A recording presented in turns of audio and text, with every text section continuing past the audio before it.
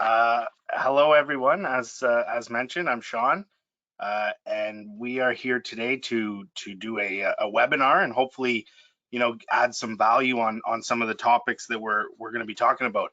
We're looking at maximizing margins for hospitality industry. We're going to cover, managing dead stock and decreasing your order volume, managing proper par levels, discussing exactly what par levels are, relationship building processes with suppliers and different people in the industry, a deep dive into back of house analytics, how that applies to, your margin, your ordering, everything like that. And then really, dive even deeper into poor cost analysis, what it is, and how it fits in with the hospitality industry. So with further ado, if next slide. So the first slide, we're going to talk about managing your dead stock and why it's essential to your business. As Shawn and I have experienced throughout our years in this industry, overstocking is and dead stock are an issue that plagues this industry greatly, and often it's an issue that establishments don't even know that they have. So in this slide, we're going to discuss the benefits of decreasing your dead stock and your overstocking and how it will positively affect your business.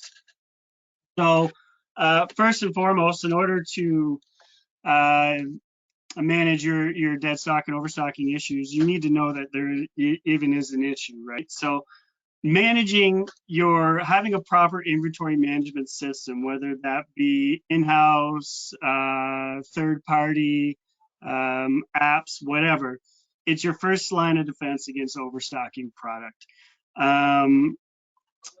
You can't fix issues. The nature of the beast, you can't fix issues that you don't know you have, right? So it's important and essential to your business to make sure that you have a proper inventory management in place so that you actually realize what is going on as far as inventory is concerned inside your business. And a few different ways that managing this properly can benefit your business are, and I'll let Shawn touch on the first one. So there's three big aspects of, having a tighter stock and, how that's going to benefit you in your restaurant. Number one is labor. It's controlling the amount of hours spent doing inventory. Unfortunately, inventory and ordering and everything around products sometimes is a little monotonous, time consuming. The less stock you keep is going to benefit you. You're going to spend less time actually counting it.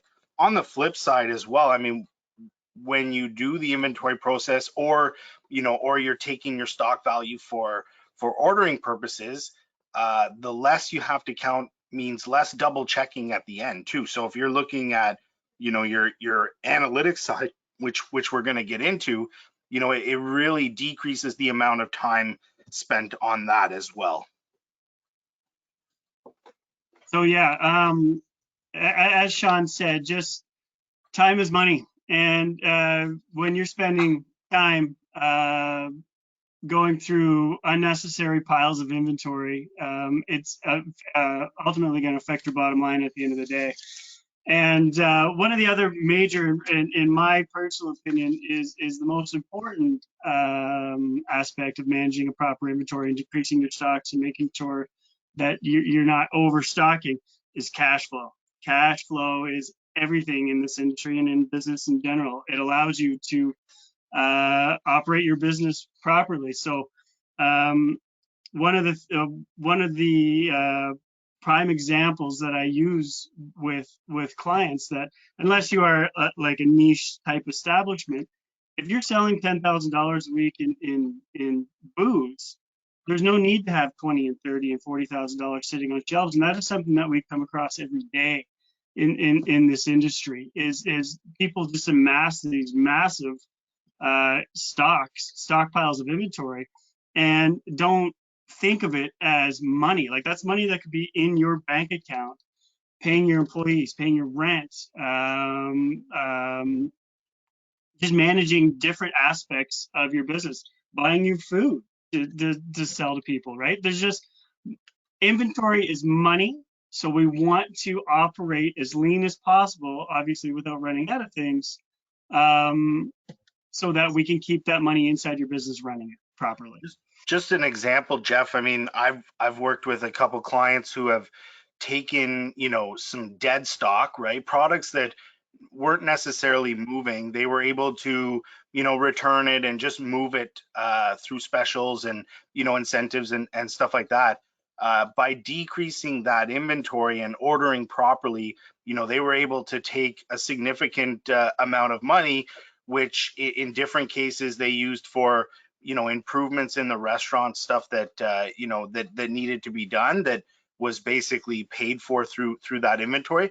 Another example I had, I was, working with a client. They took the money and they built it into different types of inventory. So they bought some higher end champagne. So they were able to kind of get different stock that, they are now able to sit on without actually having to, put the money out financially. And these are higher ticket items that are driving up their sales because they're higher priced items, which also have a higher gross profit, right? So they're making more on these products. Yeah. And also, moving on to the next thing we listed here is missing inventory. And managing a proper inventory and decreasing dead stock and overstocking in general. It's going to make it easier to find mistakes, and it's going to make it easier to find things that go missing. For instance, I always like to use this example is, if you've got 75 bottles of Smirnoff vodka upstairs in your stock room, and you're not on top of your inventory and you're not closely monitoring it, if 3 bottles go missing, it's going to be a lot harder to find than if you have 7 bottles of vodka and 3 go missing. So the more product you have, the more apt you are to not pay as close attention to how much you do have. Therefore, it's easier for things to go missing, if that makes sense. Absolutely. That's a good point, Geoff, for sure. Next slide.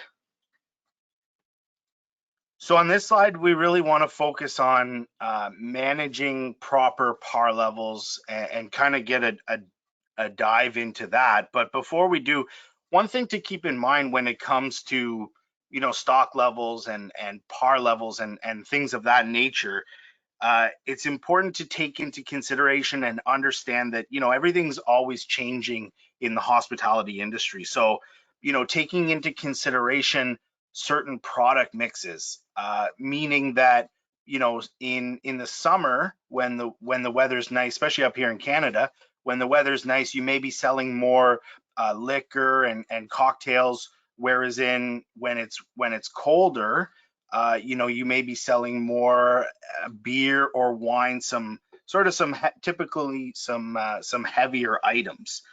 So it's important to take that into consideration when you're looking at your par levels and not over ordering, for certain times of the year and keeping it lean.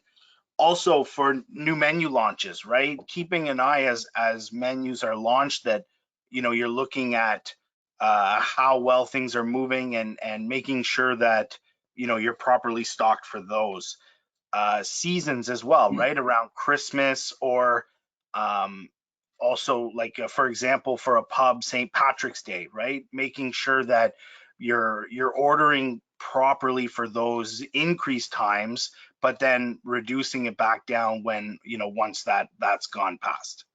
Yeah, and when thinking about and using St. Patty's Day as an example for managing a proper par level, the nature of the beast is when you get into events and event seasons and so on and so forth, is your par levels are going to increase or decrease exponentially depending on what's going on. I like to really preach to my clients to use the sales data that you have inside your business, whether it be old purchases or your POS or whatever, to do a historical deep dive on, you know, what you've done in years past. I mean, if you're new to the industry, it's kind of it's tougher to do. But if you're a business that's been operating for a certain amount of years, and St. Patty's Day is coming up, bring up your sales from last year and take a look at what you went through. You know, it's important to see these numbers. Are they going to be actual numbers that happen that day? Maybe, maybe not. But it's going to give you a helpful guide on what you need to have in place in order to do the business that you want to do on that day. So, for instance, if I do a deep dive into my sales from previous years and St. Patty's Day is coming up, hey, well, I see that on average I'm going through about 17 kegs of Guinness. Well, maybe I want to bring in, you know, 19 kegs of Guinness in order to make sure that I'm not overstocking, but at the same time I've got enough product to get through the day without running around and getting stuff. So it's just use the information that you have in house to help guide you through these seasons and events and so on and so forth. And I mean, the same as Shawn mentioned comes into play when you're talking summer versus winter and so on and so forth. It just use the information you have in house to help you make decisions for your stock levels in as the seasons and the times and the events change. So on that, when we're talking day-to-day inventories and par levels and so on and so forth, yes, I mean, things will, and we'll touch on this later, things will fluctuate with the seasons and so on and so forth, and we'll get into that a little bit later in the webinar. But through my experience ordering for my clients, I like to recommend certain par levels for people, and by that I recommend certain buffer to their par, and by buffer I mean a percentage point above what we typically go through. So if I mean, Shawn can deep dive on this. He had a good example earlier.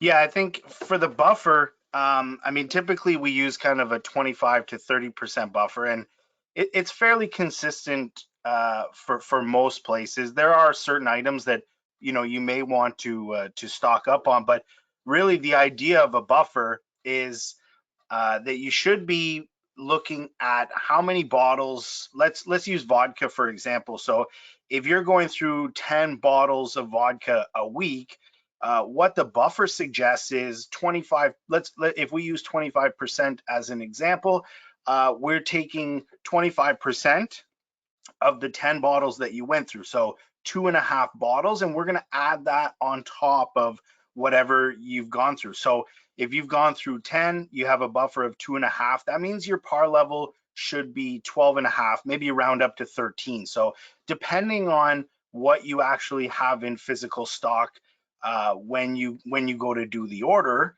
that will dictate exactly what you should order. So if you have 10 bottles, you should be buying an extra 3 to kind of top that up.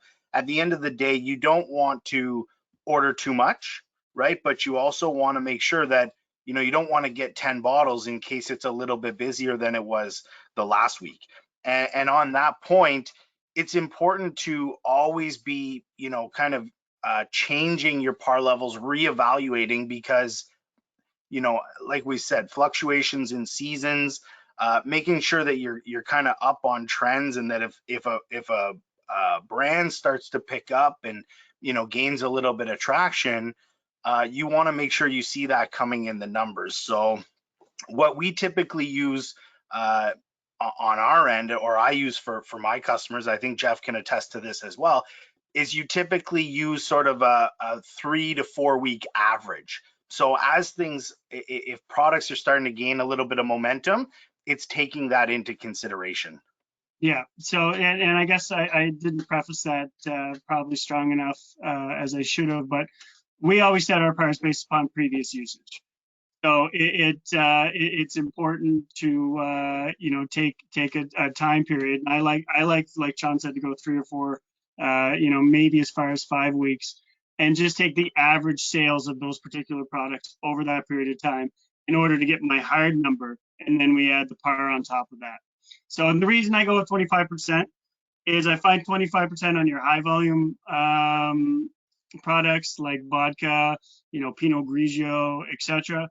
I find it's a large enough buffer that it will add enough product to your stock so that you don't run out in most cases. I mean, like I said, if you go back to like St. Patty's Day or something like that, that's an exception to the rule, because you're gonna see spikes on certain products.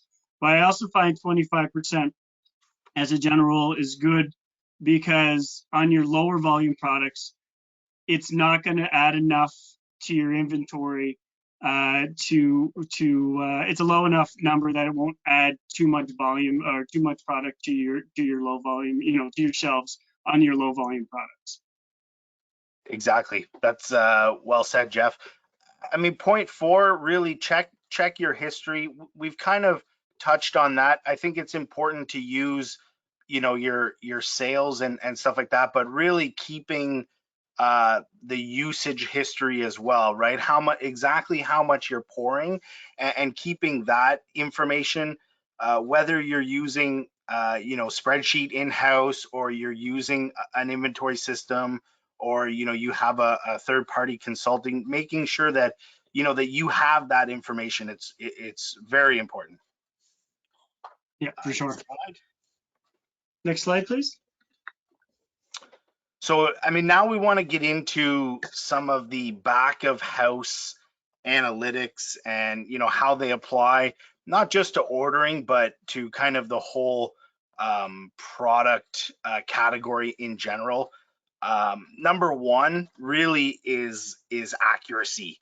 At the end of the day, um, it's important to have information that you can trust, right? Information coming in allows you to really dive deep and make kind of decisions. But at the end of the day, the accuracy and doing it properly and efficiently and is really important. Yeah, like the term I like to use in that is garbage in, garbage out. If your information coming in isn't accurate, then your information going out isn't accurate. So if it's important to be detailed, track things properly, so that when you need this information, you can use it as an accurate database to make decisions inside your business. And one of those would be real-time decisions. It's important to always stay on top of things, and using the backhouse analytics to follow trends or other issues that you might be having inside your restaurant. These POSs are just a wealth of knowledge, and it's important to use them properly in order to get the information that you need. Yeah, and I think to touch on the real-time decisions, it's not, it eliminates accuracy, eliminates chasing your tail a little bit when it comes to product in your location. If you're heavily overstocked, it's obviously it's a lot easier. It's a lot, if you're understocked, sorry, if you're overstocked, you're not going to notice bottles that could potentially go missing, as well as if you're properly stocked. So as I kind of touched on before, the maximizing your POS, we kind of just chatted about it a little bit, but maximizing your POS basically means you have, for the most part, people have these POS machines, whether it be a computer or cloud-based or whatever, but everything that happens in your business, as far as sales are concerned, starts with your POS. The data, the day-to-day operations. You know, everything that happens inside your business is inside that machine. So it's really important to make sure that you customize reports inside these POSs so that you can use these reports to make, you know, back to the real-time decision inside your business, and get real in-depth looks on how you're operating from day to day. And it kind of takes us over to the next point. Another thing that's really important to keep in mind when you're looking at all these back of house analytics is everybody's different. Every bar, a restaurant, or whatever is unique. So while it's super important to kind of keep an eye on what our competitors are doing and so on and so forth, your business is unique to itself, is what we're all striving for, obviously. And the data that you need, like, have faith in that, because the data you need in order to make some of these decisions is inside your restaurant. So use your accurate data within your POS to help make you to help you make decisions in your day-to-day operations. Shawn, is there anything else? Absolutely. I mean, not a whole lot. Maximizing your POS. I mean, the POS really is the machine that's used first between, you know, the guest and either server, bartender, manager, whoever, you know, whoever's in charge. So, you know, making sure that you get as much detailed information out of that at that exact point is really crucial, right? Try eliminating things like open buttons and, you know, things that don't really give you the ability to necessarily track everything that's, you know, everything that's going on. So making sure that, you know, everything's detailed right down to the ounce on drinks and things are being punched in properly. Yeah, for sure. So the information's in your restaurant. It's often in your POS. Go find it to help you make decisions that are going to help you be more profitable. Absolutely. Next slide.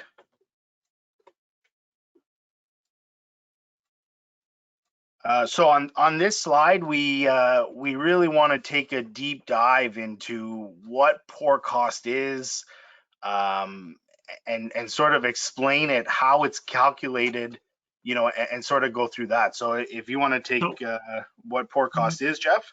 Basically, what poor cost is, it's an industry term for the cost of goods sold. And where what we're focusing on today is alcohol sales. It is what did that just cost me? What did selling that product cost me to generate that revenue? So that's what your poor cost essentially is at the end of the day. It's your cost of goods sold on alcoholic products. So Shawn, you want to touch how it's calculated? Yeah. So well, just as an example, you know, if you sell a beer, say they cost you, or let's say an ounce of vodka that costs you $1, you sell it for $5. Your poor cost is 20% on that. We're going to get into ideal versus actual, but right now I want to focus on actual physical poor costs. So how is that calculated? There's actually two formulas that you have to take into consideration when calculating a true actual pour cost. So the pour cost itself is your used cost, so the cost of what you poured divided by your sales, right? So if you poured $2,500 worth of liquor and you generated $10,000 worth of sales on that, your actual pour cost is 25%. To calculate where it becomes a little bit complicated is now to say, okay, how do we calculate the $2,500? Because the 10,000 is coming right out of the POS. We can see that, or we know how much money we've collected. Yeah. It's the 2,500 that is, you know, a little bit trickier to come up with. So the formula for that is you take your beginning on hand value. So let's say you have $1,000 in the restaurant.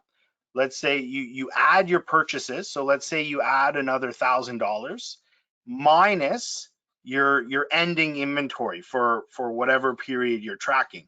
So let's say you're down to $1,500. So it's 1,000 plus another 1,000 is 2,000 minus the 1,500 that you have left. So that means you went through $500. So that's how you actually truly calculate your actual port cost. Yeah, for sure. And when it comes to, you know, setting goals for pour costs and so on and so forth, one of the questions I get a lot is, you know, what should my pour costs be? And that's kind of where we're going to go next with the ideal versus actual. Is my first answer back to those people is often, well, where do you want it to be? Like your pour cost is as unique to your business as you know, everything in it, right? So it's where you want to be. You know, how is your menu set up? You know, what are we selling? What where do you what are we heavy on? Are we a wine heavy restaurant? Are we a beer heavy restaurant? Or are we whatever? Your ideal pour cost is based upon your menu and your pour sizes, etc. Where, if everything worked out in a perfect world, that's where your pour cost would end up based upon what you sold that week. Your actual pour cost, I mean, is pretty easy to explain. It's what actually happened that week. And the reason why we push ideal versus actual so much is, you know, and it's also important to touch on the fact that your ideal forecast will fluctuate. It depending on the sales that you have from week to week. So it's great to set targets, but at the same time, you need to understand that this is often a moving target based upon what happened in your bar or restaurant that week. So you know, if once you've done your inventory and calculated what you've used and so on and so forth, well, based upon what we used last week, this is where our forecast, our sales should be, and therefore this is where our forecast should be. And then sorry, based upon your sales, this is where our forecast should be. And then you do your actual inventory and you find, you know, this is where we actually were. And then, you know, if you know, my ideal forecast is 28%, but my actual forecast was 31%, then, you know, we've got 3% of slippage, and we need to figure out where we're bleeding, right? So it just enables you to kind of set a goal without, I'm not sure really how to say this, but without setting a hard goal, it gives you something to shoot for in real time. Do you understand what I'm saying there, John? Yeah, exactly. I think if we break it down, let's break it down. If you sell one drink for the whole week, that's it. It's a 1 ounce drink. It costs you $1. I'm going back to the vodka. It's a 1 ounce drink. It costs you $1. You sell it for 5, 20%. That's my ideal, right? Yeah, That's in a perfect world, I'm going to be at 20% because that's how I've costed it. Now, yeah, behind the bar, for whatever reason, last week when we sold one drink, it was poured at 1.5 ounces.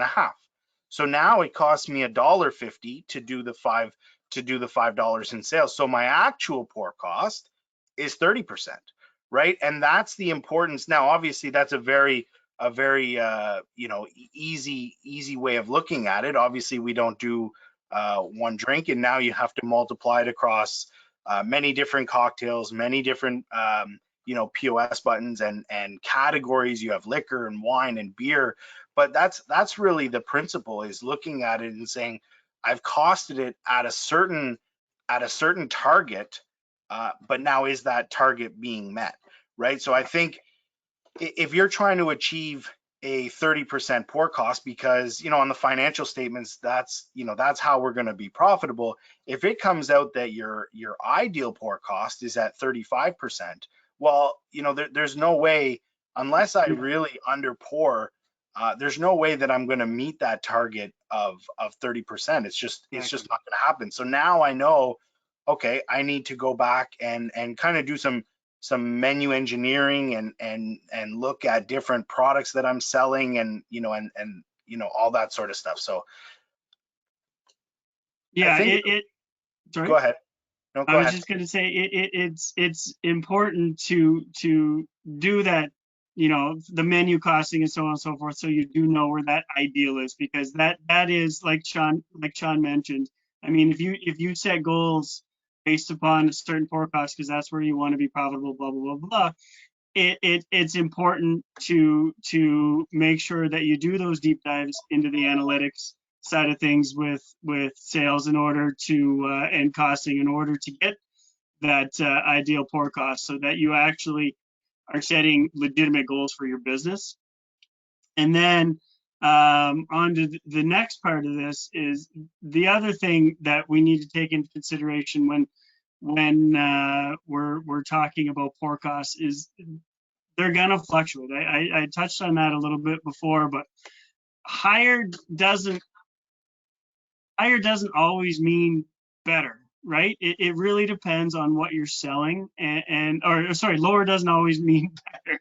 It really depends, on what you're selling, what happened that week, etc. And I always use it's a grandiose example, but Dom Perignon versus Bud Light. Well, I sell a bottle of Bud Light, and my pour cost could be 20-25%. The nature of the beast when you're costing a menu, when you're buying a bottle of Dom Perignon for $250, um, in order you need to set your price on that at a reasonable price point in order to sell it, right? So say I put my pour cost on that, I decide I'm going to sell that for $500. So my pour cost is 50%. Well, I sold one bottle of Bud Light, and my pour cost is 20, and I made, say it was the cost was $2, and I sold for 5. My pour cost is 40%. Well, so actually a dollar, $5. Sorry, rambling here. So my pour cost is actually 20%. Where I sold the Dom Perignon, my pour cost is 50%. Well, I made $4 on this one. I made 250 on this one, right? And yes, that's a grand what's the word, example, but your pour cost could go up by 5 points one week, and you actually were more profitable. And it just depends. It's all because of what you sold that week. Maybe we were heavy on Corona versus, or maybe we were heavy on Grey Goose that week versus, Bar Rail vodka, right? Like Yeah, that's a sorry? great point. That's a great point. I also wanted to add too.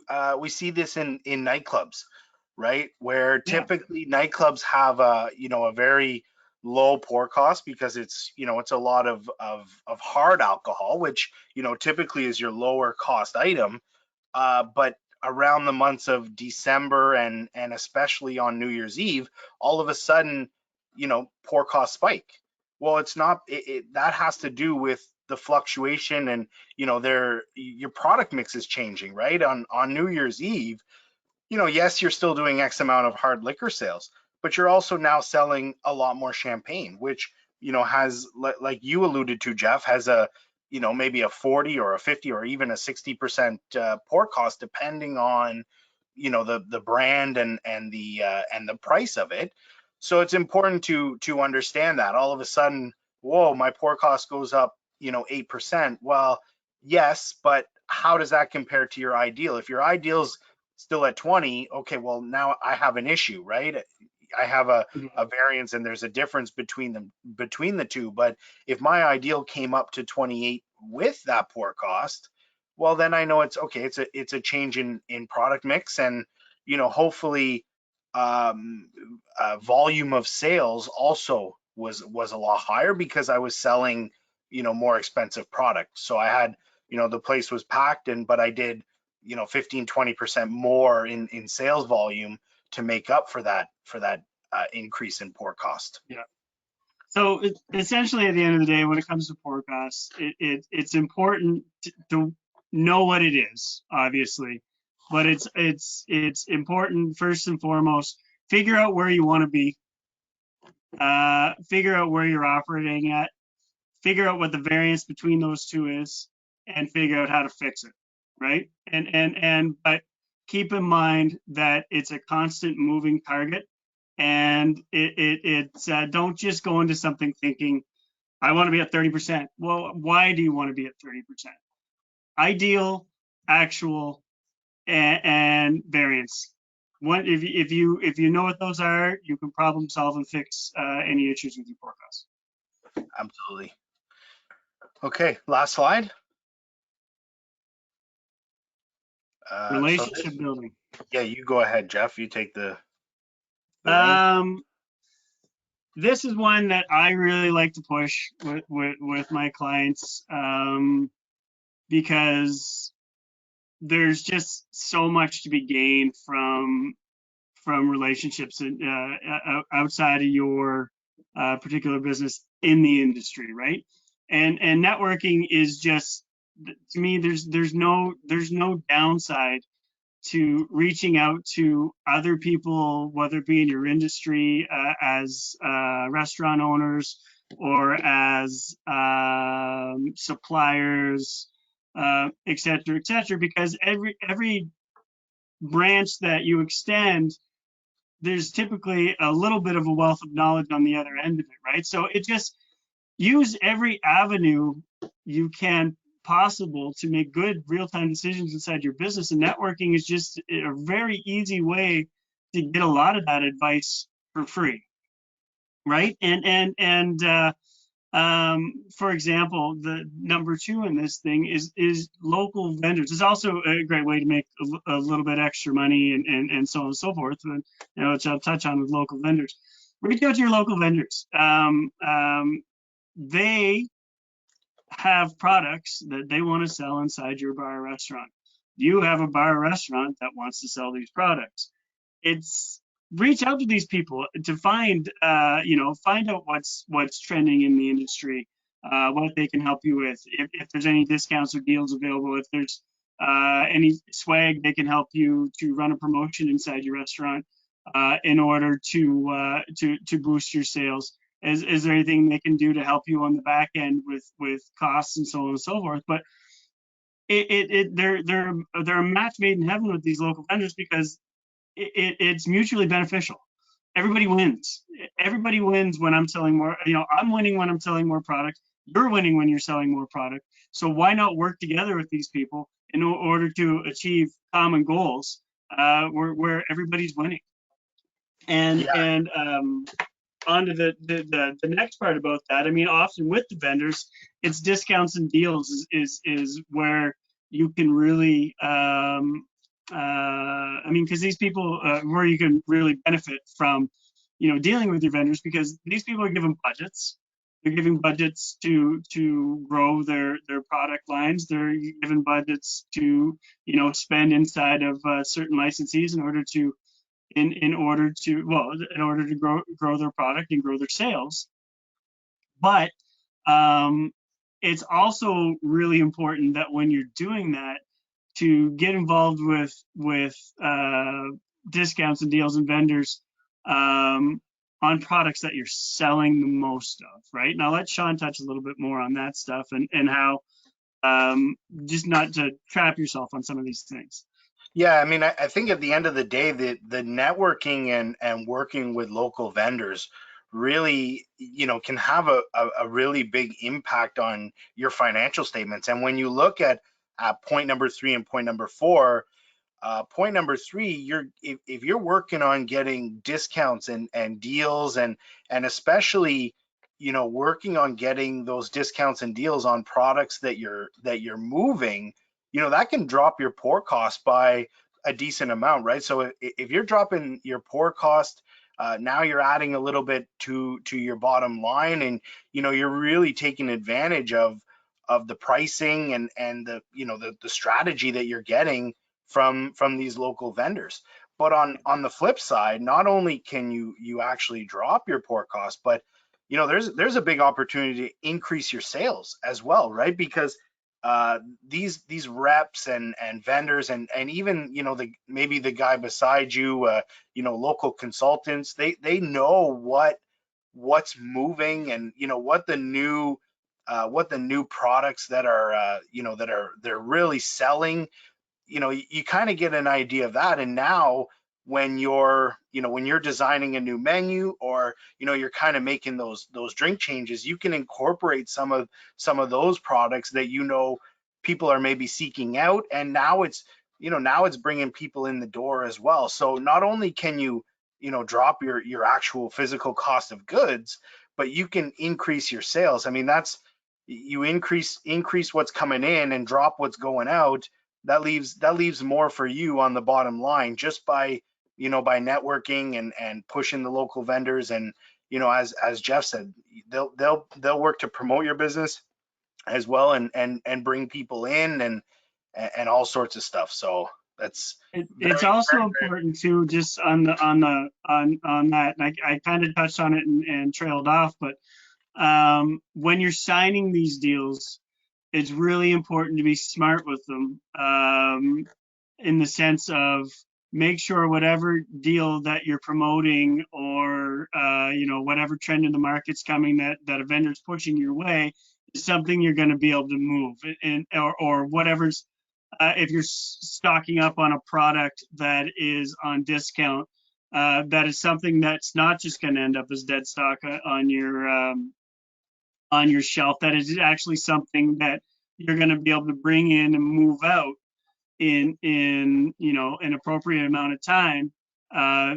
Because if you end up, the nature of beast with these vendors is every season comes with a different trend, and so on and so forth, and they're all pushing new products at you, and it's great to try new things, but maybe don't sign on to big deals with a bunch of new stuff that ultimately, at the end of the day, you don't know if it's going to move or not, right? So it's important not to get, sign something where you're going to end up stuck with a bunch of product that you can't move at the end of the day. So, and that's where they're going to try to grow with you, but focus on signing deals on things that move, like your house wines and your. I always come back to vodkas. I mean, because in my experience, vodka is like 60, if not higher percent of the spirits market, right? Your domestic beer, taps, and so on and so forth. Sign good deals. Obviously, dabble in other things so that you can experience the trends in the market, and maybe grab on something that's taking off, and then grow that deal to incorporate those things. But make sure that you're stocking and you're signing deals based upon things you're going to move, and you're not just tying up money in things that aren't. But at the end of the day, your local vendors are a wealth of knowledge. They're there basically to help you. I mean, you're going to help each other, but network, reach out, talk to these people, and see what they can do for you and what you can do for them in return. Absolutely. Couldn't agree more. Cool. Next slide, or I guess that's the That end. pretty much, I think that pretty much wraps it all up. Yeah, well, to sum it all up, the whole webinar, I mean, what we're really trying to get across here is a properly managed inventory is beneficial and essential to a bar restaurant's operations. So know where your numbers are, manage them properly, reach out to people, and it's really gonna help you be successful at the end of the day. I agree, 100%. Brilliant, and I'll second that. That is a fantastic blog, and I definitely recommend that everyone who is listening today goes and checks that out. So I do understand if you need to run. Remember, if you are leaving right now, we are recording the session. It will be available for you to watch on our site within the next 48 hours. There will be a feedback survey when you log off, and we'll ask you to fill that out to make our webinars better and tell us what you thought of today. But in the meantime, let's dive into some questions. I know that we have at least one that's already come in from Kaylee. And this was about data analytics. When you were talking about that, she was curious to know how in the weeds should you get with data analytics, in your opinion? Because of course you can get really in depth now, right? You can find out like what average Yelp review you got per dish. So what would you recommend? Because people don't want to drown in analytics. What would you recommend as that kind of sweet spot? I'll start. I think at the end of the day, you go down sort of as deep as you'd like, but if you find yourself starting to spin the tires a little bit, I would say that's probably a good indication. If it's, you know, if it's not really adding value, you know, then that's kind of a tipping point as well. You know, when I'm going through on the inventory side, I know, you know, anything within kind of, you know, your 3 or 4% is sort of the industry standard for, you know, ups and downs. That's kind of where I start. Anything over and above that, then, you know, you start to dig in. Also, it depends, you know, you kind of have that gut feeling, I think. If, you know, if you feel like everything's great, the numbers tend to tell a story. So I think, you know, if the numbers kind of match your feeling, you know, I don't know if there's really a reason to, you know, to dive in any deeper into the weeds. However, on the flip side, you know, if you kind of have that gut feeling where, you know, you're not sure and the numbers are telling you that similar story, I don't think you can keep going as until you kind of get your answer. It Hopefully that answers it's important, in my opinion, and I agree with everything Shawn said, but it's important before you start looking for things, you know, have a roadmap to where you want to be and what you're looking for, right? And that's why I kind of talked about a little bit inside these POSs is customized reports to get the information that you want to get. You know, if you understand what I'm saying there, it's just there's so many options for reporting in there, and so many options for customization that inside these POSs that it just ultimately you don't want to be in the weeds. You want to be able to get the data that you need quickly and efficiently, right? So if you find that you're in the weeds on stuff like that, well, maybe you need to reach out and outsource something in order to get the deep dive information that you're looking for. But really just have an idea of where you're headed before you start down the path to looking for things, because you can tie up a lot of time and a lot of unnecessary work chasing your tail on some of these things. Yeah, I think also too, you know, value your time, right? Yeah, You can spend a lot of time looking for something, and if it takes 10 hours out of your day, you know, evaluate, is that really worth finding, right? you need to, when you're searching for information, you need to do it as efficiently as possible. And if that means taking the time to set it up appropriately or accurately, or outsourcing it to get it done, just make sure that whatever it is you're looking for, that you do it as efficiently as possible and have an idea what you're looking for. I hope that answered the question. Is there a follow-up, or did we get kind of what you were looking for?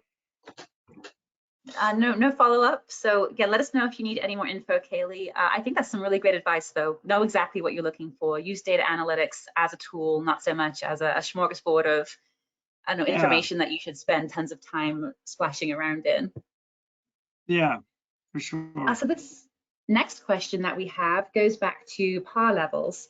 And you mentioned your tips and tricks for what to do if you're an established restaurant, like go back and look at the previous year. But John wrote in and he's curious to know how you would recommend kind of setting a baseline if you're a new restaurant. I'll go first again, Geoff, and you can Yeah. add anything that I don't that I don't mention. My suggestion would be, and I don't know, I think a lot of people would have a different opinion on this, but I would say, maybe stock a little bit lower and be prepared to kind of pick stuff up in the case that, you start to run low. You really got to keep your eye on the pulse, but I know on new setups, that's typically when your dead stock happens, right? Because you have this idea of what things are going to be like, right? And you go, oh, I need 24 bottles of Kahlua, and it turns out that Kahlua is just not moving. Nobody's ordering Spanish coffees or that sort of thing. So then that's when it typically that's when it sits, right? So I think I would bulk up on products are gonna move, right? Bar rail, domestic beer, wines by the glass. And then I would kind of shy away a little bit from, especially high-end products, maybe a Johnny Walker Blue or, something that's a little bit more expensive, and just try to gauge how that's going on a day-to-day or every couple of days to see what your clientele is going to be like, right? Because you have an idea of who you're trying to attract, but you don't necessarily know who's going to come in until they actually physically walk through the door. So that's how I would approach it. Maybe I'm curious to see what you think, Geoff. No, I honestly, I go at it basically the same way. I mean, it's important that when you do, I mean, when you've gotten to the point where you're opening, you have an idea of where you want to be as far as what you want to sell and so on and so forth, right? So Sean's right. Stock up. I would not overstock, but I would make sure that I had, enough bar rail product to maybe last me a week or two, right? Because the nature of the beast, when you get into your rail products and your high volume things, is I don't worry too much about overstocking on that stuff. Um, especially if it's vodka or rum or rye or whatever, because the nature of the beast is you're going to go through it, right? So if you eat a little bit of dead stock up front, in order to kind of figure out where you're going to trend to, just make sure it's on things that you're going to move. And as far as the other stuff, whether it be some of the unknown products, just have a contingency plan on how you're going to get it if you need it. And on top of that, keep an eye on it. For the first little while, it's imperative to make sure that you take a look at this stuff daily, and because new startups, you never know, and I've been through several of them. You never know what's going to happen. You never know what's going to go through the door. You have an idea what you want to happen, but you never truly know until you're kind of in it and start experiencing it, right? Because then you'll have a general idea who your clientele is, and who your regulars are, and so on and so forth.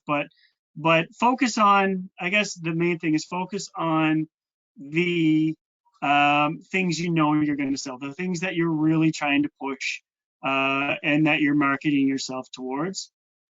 And then just keep an eye on things and have a contingency plan for the other stuff, and if you gotta, for that first month, if you've got to run out to the liquor store 3 times a week to grab things you didn't know you're going to sell, then I got to be honest with you, it's not a terrible problem to have, right? Because typically that stuff is higher end products. But just know what you are, know what you want to be, and make sure that you're stocked on that stuff. And I think also too, Geoff, use the POS, right? Set up the POS properly right from the start, and use the analytics that are coming out of that. Look at what your top 10 sellers are, just to make sure, because as long as you're stocked up on the top 10, you most likely be okay. So just keep an eye on, our top 10 or top 20, and you know, make sure you're well stocked on those. And then as the information rolls in, each week is going to get easier and easier. For sure. Hopefully that answers that question. Follow up? Absolutely. No? No, I think that is all that we have time for today as well. So that's a great comment too about relying on your POS. That's a great segue into our sponsor, of course, Hunger Rush, where they have that platform which gives you everything you need for that point of sale, easier digital ordering and delivery, and more that you might be looking for. So thank you, Shawn and Geoff, for being here today. It's been an absolute pleasure to have you here on the Restaurateur Connection webinars. Happy to do it. Thanks for having us. Happy to do it. And thanks, of course, to everyone for attending today. Once again, I'm Shelley, and if you're looking for more thought leadership content like this, you can find Restaurateur Connection on Twitter and LinkedIn. And of course, we are at restaurateurconnection.com. Thanks, everyone. Have a great rest of your Tuesday. Thanks. Thank you.